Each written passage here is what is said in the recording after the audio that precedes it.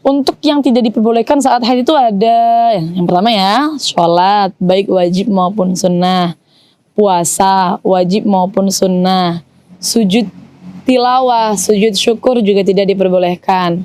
Kemudian tawaf tidak diperbolehkan.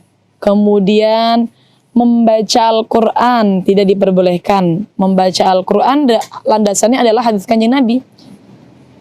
La yaqra'u al-junubu wal haidu al-Qur'ana. Atau kama qala seperti itu. Kemudian selanjutnya membaca Al-Quran, ini mungkin yang paling banyak dibahas di sini. Membaca Al-Quran ini kan tidak diperbolehkan bagi perempuan yang haid. Lantas bagaimana kalau semisal tahlilan?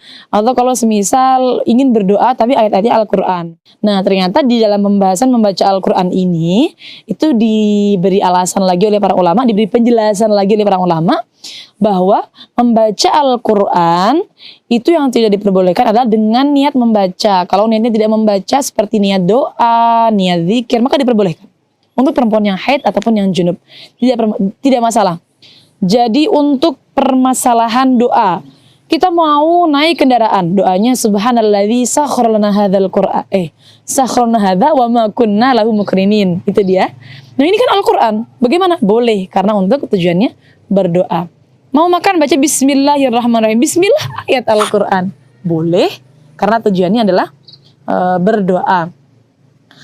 Ada orang yang meninggal baca inna lillahi wa inna ilaihi raji'un. Itu juga Quran. Maka tujuannya berdoa adalah boleh.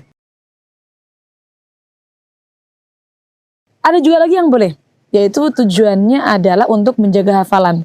Menjaga hafalan agar tidak lupa.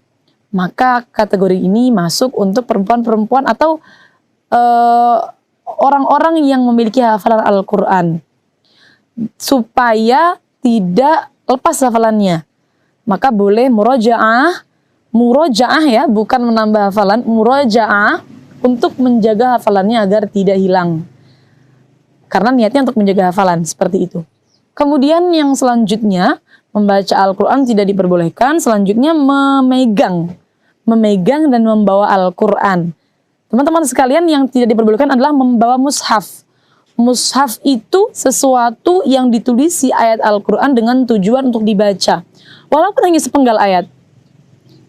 Semisal panjenengan sekalian menulis bismillah atau menulis ayat mungkin alif lam mim, tapi niatnya untuk dibaca, maka berarti menjadi mushaf, menjadi tidak boleh disentuh dalam keadaan tidak membawa wudu, tidak memiliki wudu.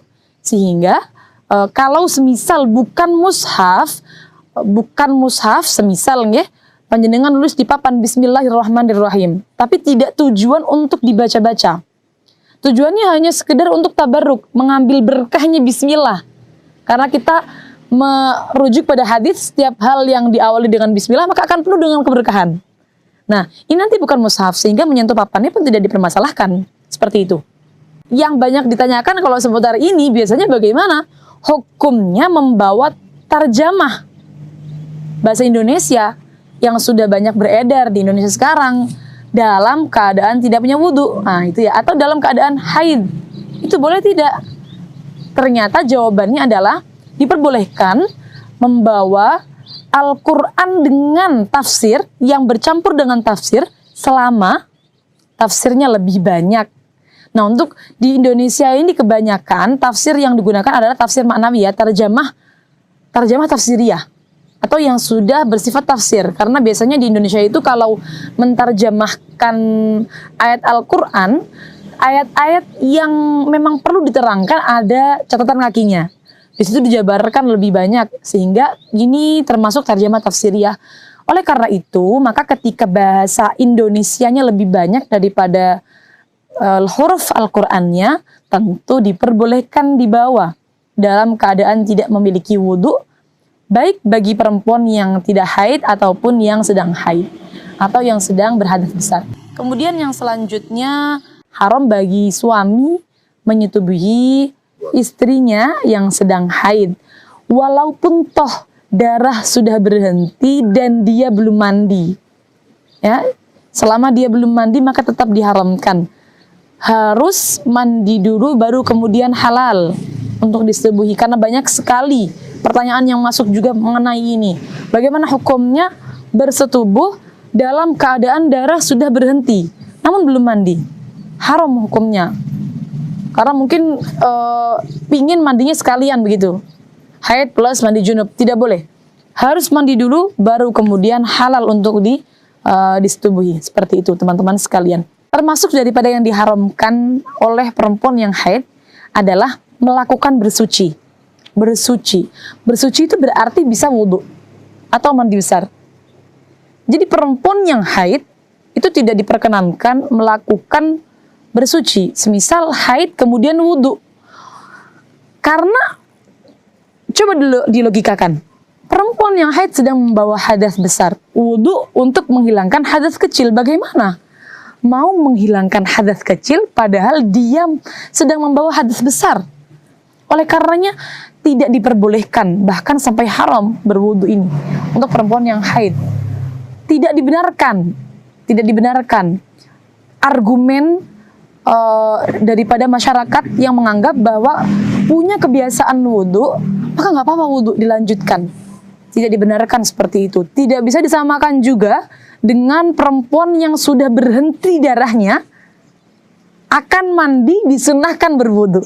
Titik tekannya, perbedaannya adalah kalau masih keluar darahnya maka haram melakukan rangkaian bersuci, berwudu, mandi besar haram.